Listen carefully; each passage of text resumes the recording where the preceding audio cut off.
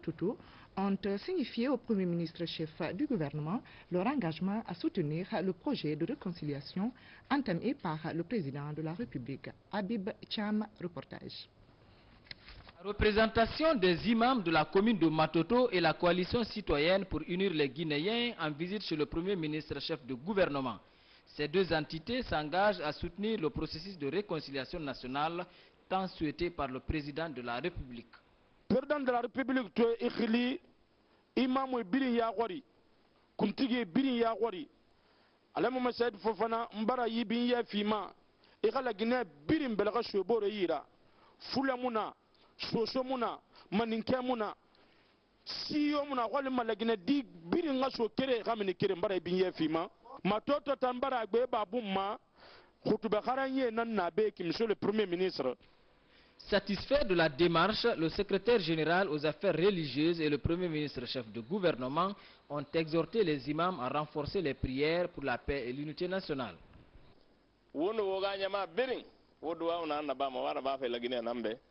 Allah ta'ala no to mane aga kera fa fini masedera I wali yora ba wali fangi ala to mane aga kera to mumine bide ato wonta mumine wonna no fan to fe donc yande wo wakil wo sobe sugu wo manga sanji mali duwa wira no alqur'ana karam fe anu wirdo da ba fe anu sunjira ba fe tanka junubi na wo ma gbegbera wo maduwa wo mutunguma lagina non insha Allah ta'ala o mbara duwa wo fogito awunya ni getum wo fan kafa o fa ko makima na xewa ma khira si fe sabarma anun diyema na fe barra fa mo o wali nan na baxi imam ya wali nan naki adon ko tan na tan duniya mako to kinan toara awa wotana no wende ma xewa parce que Allah xawba al imam donc febri na nan kuy ba jandi wodi wotan de wo kono fema mo xa kolon fe kirin tan kolon wallahi lagina kama allon la tambiya amo imam bi ya few bari ñaxali mo xare ba mama ngebe awa xambeli ndam na sallallahu alaihi wasallam.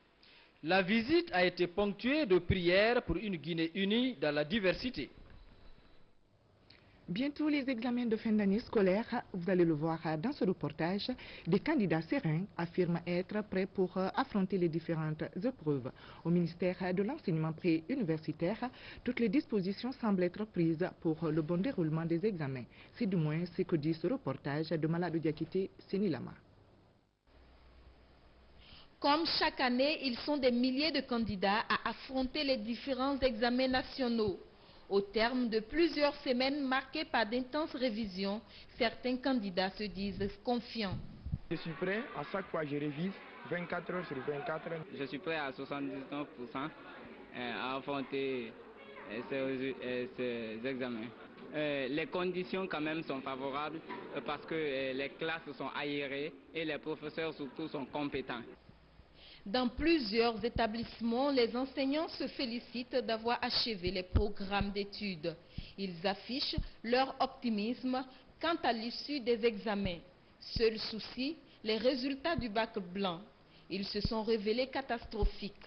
Toutefois, ce mauvais score aurait permis à certains élèves de tirer des leçons. La nouvelle dynamique des évaluations a amené les élèves à une prise de conscience, à se coller beaucoup plus à leur cahier qu'à la rue. Il y a une grande différence, il y a un fossé réel entre ce qui s'est passé l'année dernière et nos constats de maintenant là. Au ministère de l'enseignement préuniversitaire, toutes les dispositions semblent être prises pour le bon déroulement des opérations. Cette année, il va y avoir de nouvelles réformes. Nous avons fait photographier tous les élèves, des photos numériques. Ce sont ces photos qui vont se retrouver sur les tables bancs. Ce sont ces photos qui vont être sur les PV d'appel. Les homonymies vont disparaître. Nous allons avoir des diplômes sécurisés, infalsifiables. En attendant le mois de juin, date retenue pour ces différents examens, les candidats cherchent à mieux se préparer pour tenter de combler les moindres lacunes. Bonne chance aux candidats. Après 5 mois aux écoles militaires de Manéa, les rideaux sont tombés sur le stage de formation pour la 5e promotion du certificat interarmes et la 2e promotion du certificat technique numéro 2 de transmission. 85 stagiaires ont pris part à la formation, la cérémonie de remise des diplômes et la dernière étape du stage. Suivez ce reportage de Sergent Lamine Sana Camara. La formation reste un maillon principal dans le projet de réforme du secteur de sécurité, d'où l'ouverture des stages de formation à travers le pays. Celui des écoles de Manéa a regroupé 2 promotions. Il s'agit de la 5e promotion du certificat interarmes et de la 2e promotion du certificat technique numéro 2 transmission. Chers stagiaires, à la sortie d'ici, faites-vous remarquer par le travail bien fait. Forcez l'admiration de vos camarades par votre présentation. Donnez à vos subordonnés le goût des épreuves du savoir. Enfin, n'oubliez jamais que vous êtes des chefs de station et vous faites partie désormais de la grande famille des sortants de l'École nationale des transmissions de Mania. Chers compagnons d'armes, vous venez d'acquérir de nouvelles connaissances qui vous permettront de mieux servir l'armée guinéenne. Vous devez être en mesure de commander et d'instruire le personnel placé sous vos ordres en temps de paix et en temps de crise. Ces stages se sont déroulés aux écoles militaires de Manéa par des cadres et instructeurs guinéens grâce aux efforts de l'État guinéen et des partenaires français. Ceci rentre en droite ligne de la réforme du secteur de la défense projetée par son Excellence le professeur Alpha Condé, président de la République, chef de l'État, commandant en chef des forces armées guinéennes, qui met la formation comme priorité. Au nom du chef d'état-major général des armées, le colonel Edouard Théa a invité les stagiaires à vulgariser les acquis dans leurs unités respectives. Compagnons d'armes, c'est seulement au prix d'une formation soutenue, bien conduite et saine, que nous parviendrons à bâtir ensemble une armée républicaine, ambitionnelle de tous, gage certain de notre engagement. C'est encore elle, je parle de la formation, qui définira à coup sûr la place de chacun dans la nouvelle société guinéenne, ambitionnée par le professeur Alpha Condé. Ce stage a duré 5 mois. Les stagiaires ainsi formés en transmission pourront devenir chefs de station et ceux du certificat interarmes seront chefs de groupe. Parmi les matières enseignées, citons la tactique, la topographie, la formation à l'exercice de l'autorité, le tir, l'éducation physique et sportive militaire et la transmission. On vous le disait dans les titres, santé avec la 2e journée scientifique médicale tenue récemment au centre de formation à la prévention des cancers gynécologiques de Donka. Cette rencontre a regroupé plusieurs médecins spécialistes et chercheurs du pays en vue de débattre des thèmes relatifs aux infections les plus récurrentes et des accidents de travail auxquels les professionnels de santé sont exposés. Younousa Tawel, Camara. C'est dans cette salle de formation à la prévention des cancers gynécologiques de Donka que s'est tenue la 2e journée scientifique médicale, organisée par la Société guinéenne des médecins spécialistes et chercheurs Seguimes. Durant 2 jours, plusieurs thèmes ont été débattus, à savoir les infections, les accidents de travail, la prise en charge des cancers et les accidents de la voie publique. Une opportunité pour féliciter et encourager des médecins guinéens dans leurs recherches scientifiques. La SOGUMES, c'est la Société guinéenne des médecins spécialistes et des chercheurs. Elle a pour mission principale d'œuvrer pour l'épanouissement de la science médicale en Guinée, dans la sous-région, en Afrique et au-delà des frontières africaines. Dans sa mission, elle se propose des conférences mensuelles, des journées scientifiques avec des thèmes très variés et des journées de consultation gratuites à l'intérieur du pays. Dans un pays en développement comme le nôtre, nous pensons que l'association des médecins pour atteindre un objectif commun qui est l'épanouissement de la science médicale en Guinée est une initiative à saluer et à encourager.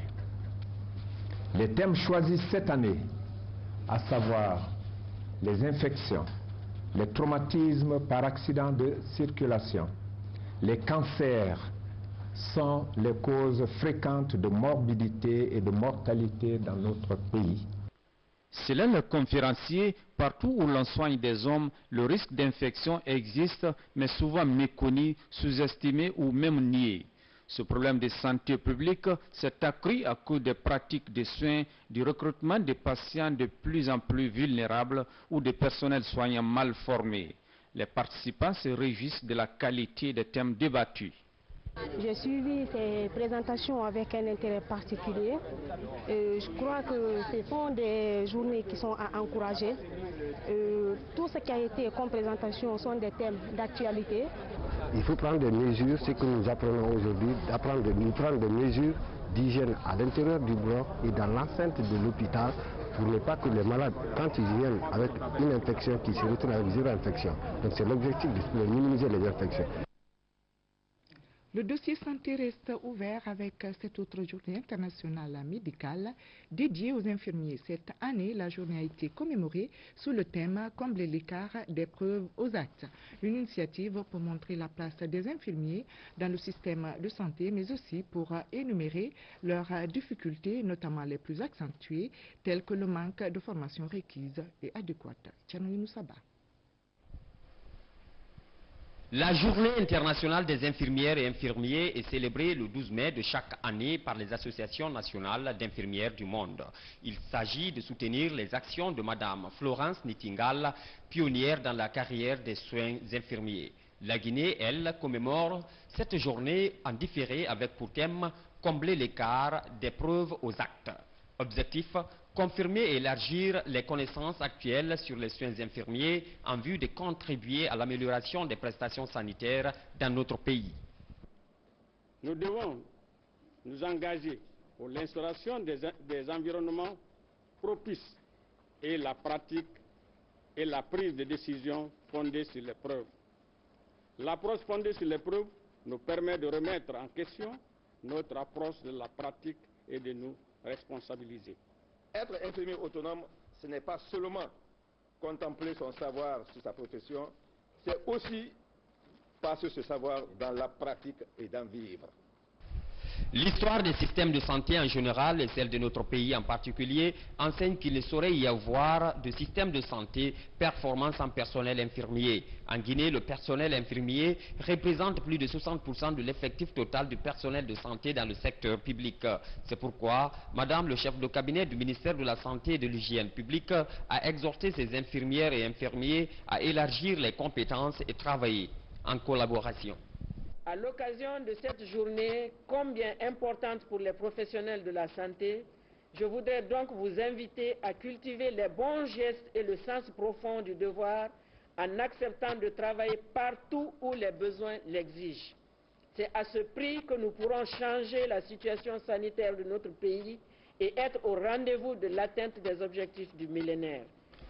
À l'occasion, les participants ont pris l'initiative de s'inscrire dans la dynamique d'amélioration continue de la performance en privilégiant les preuves et l'évidence. Dossier environnement à présent, direction la Haute-Guinée où des feux de brousse et la coupe abusive des bois provoquent malheureusement de nos jours la fuite intense des animaux et autres oiseaux vers les pays voisins. Une situation qui accélère également les pas de la sécheresse vers le pays. Suivez ce reportage de Mohamed III Kamara. Le feu de brousse est un phénomène qui explique la destruction massive de la faune et flore de notre pays. Ces maux causés par les bipèdes font de nos jours que les pluies se raréfient dans notre pays.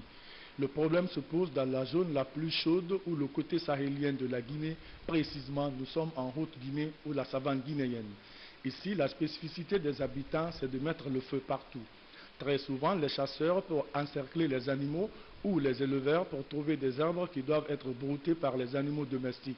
Les cultivateurs pour leur exercice des travaux champêtres axés sur l'agriculture extensive sur brûlus. Les commerçants de bois morts pour la cuisine et ceux qui ont des tronçonneuses aussi pour la coupe abusive de bois dans le but d'obtenir des madriers pour l'obtention des billets de banque. Aujourd'hui, impossible de faire 100 mètres en Haute-Guinée sans voir le feu de brousse ou leurs traces, chose qui fait aujourd'hui que la plupart des animaux et oiseaux ont fini par quitter notre pays. Parfois, les autorités de la place dans ces zones sont complices. Et pourtant, l'on a suivi avec attention le pouvoir central par la formation des gardes forestiers pour la sauvegarde de notre environnement. Avec cette destruction massive de nos forêts, l'on se demande aujourd'hui si une loi existe